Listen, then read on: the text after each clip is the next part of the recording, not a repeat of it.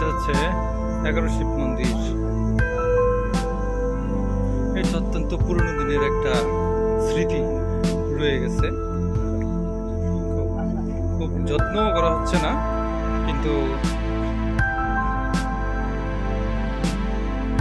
মাথা উঁচু করে রয়ে গেছে আমাদের একটি প্রত্নতাত্ত্বিক নিদর্শন হিসেবে।